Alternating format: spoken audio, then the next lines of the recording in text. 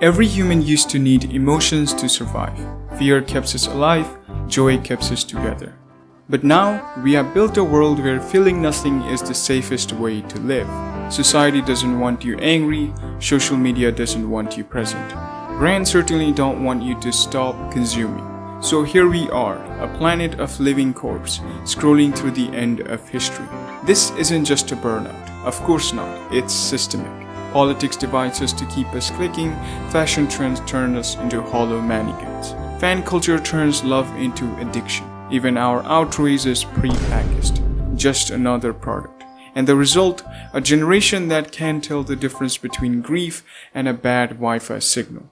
In extreme cases, emotional deadness doesn't just mute us, it deletes us. Depression, paranoia, social awkwardness so severe you forgot how to speak without an emoji. And trust me, this is just the tip of the iceberg. We are not just losing our feelings, we are losing our humanity. So how did we even end up here? A long time ago, people were busy trying not to die. That was the whole purpose.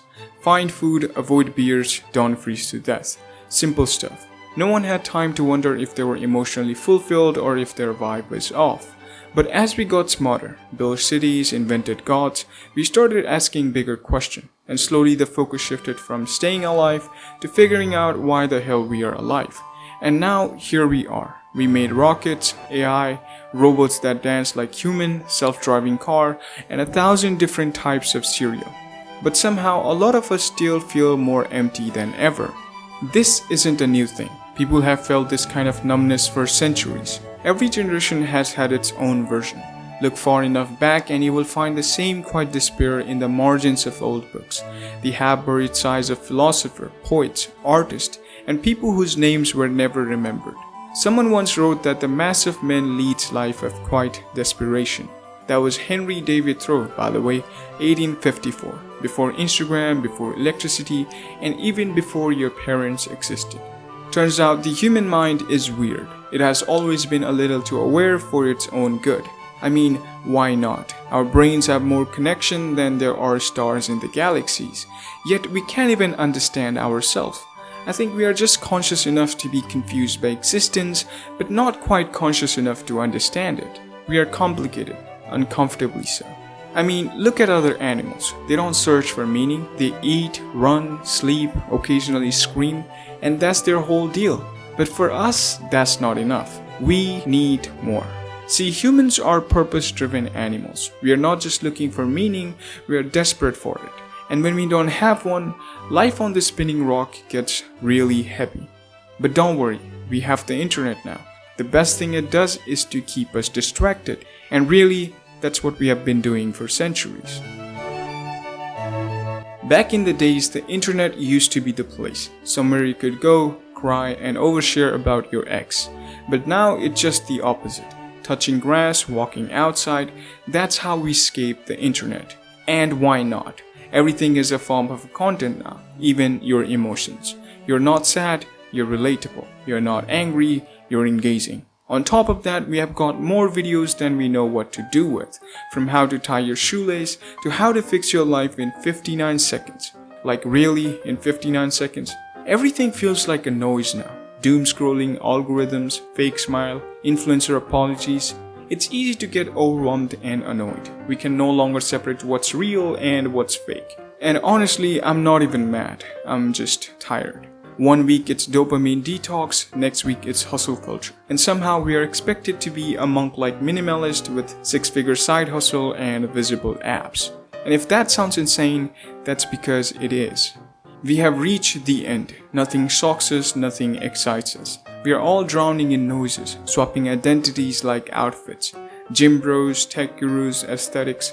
And now AI has joined the party. I thought it was gonna solve like the mysteries of universe, but nope. Turns out it's just gonna make us all jobless and miserable. Fantastic. I'm not even gonna argue about AI because what's the point? We can't stop it. It's already writing your emails, making your art, and probably writing half the stuff you read online. I mean, scroll through YouTube and you will see the same AI voice, the same copied script, and the same stoic guy videos. Now, I don't know about you, but personally, I really hate these AI channels. And their thumbnails. God, the thumbnails. What even is this? It feels like YouTube is slowly morphing into a corn hub, and somehow they get millions of views. Wow. Meanwhile, my videos, they don't even get views. My last one got 0 impression and 0 views. Literally 0. After a whole month of work. Considering my, shall we say, poor writing skills, my editing, cheap mic, and this lovely, noisy laptop.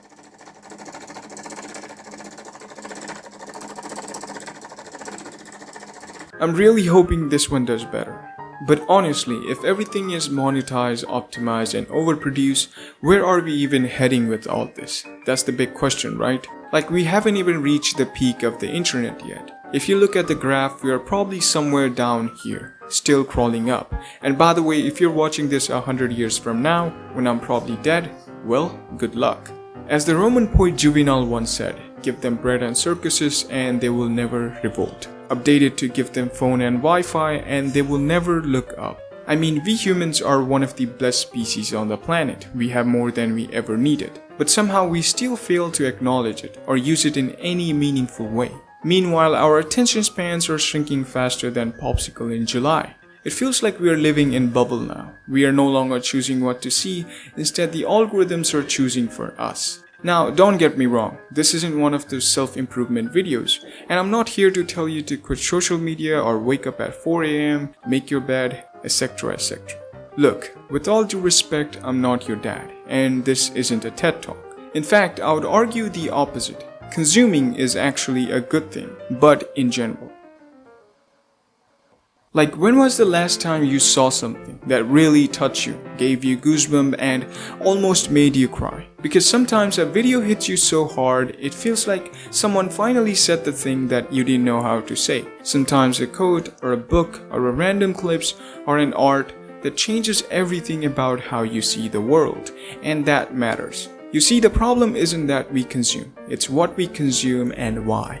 You can either feed your mind like a temple or like a dumpster. One helps you grow, the other just keeps you scrolling. The best artists, the best creators, they get this. That's why they are also great consumers. People like Miyazaki, Shakespeare, even your favorite YouTubers. They didn't just make stuff. They felt everything and then blended out into something that made us feel less alone. See, you can't make something real if you never let anything real in. I mean, even this video, this mess of pixels, late night rambling, and me talking to you, it only exists because something once made me feel something, inspired me, moved me. Without that, this video wouldn't be here. You see, everything is connected, even the stupid little stuff we think doesn't matter. Buddha called it interdependence, or if you want to get fancy, sunyata. Carl Sagan said, if you wish to make an apple pie from scratch, you must first invent the universe. Which is a very Sagan way of saying, nothing happens alone. Look, we are not as independent as we like to pretend. That's why we join schools, movements, fandoms, religion, birthday parties, and so on. And even then, it's still not enough to satisfy us. Deep inside, we are still hollow. We are afraid to be ourselves. Because society has standards and expectations. We join not because we want to, but we fear being left alone.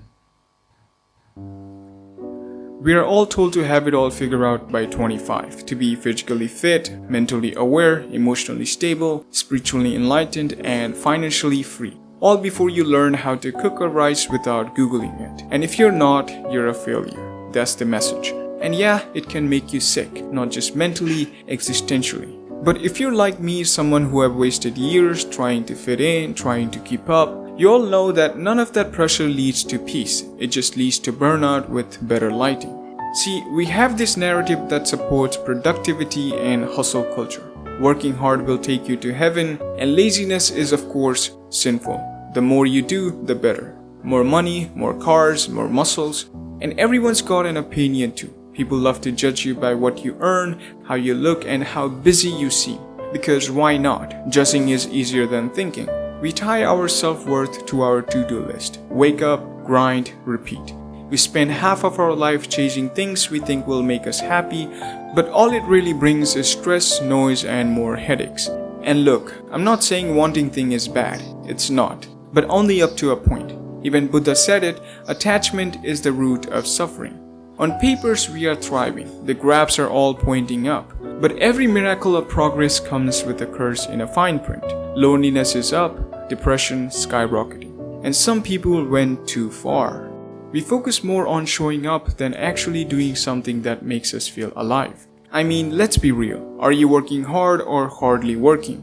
And when it's get too much, the easiest thing to do is give up. Smile, nod, and become a human pet. The truth, you don't need to be perfect. You're not a brand, you're not a product. You're a person, a living, breathing, occasionally anxious, wonderfully imperfect human. And it amazes me how little we actually need to be okay. A quiet morning, a real conversation, a feeling that this moment, right now, is enough.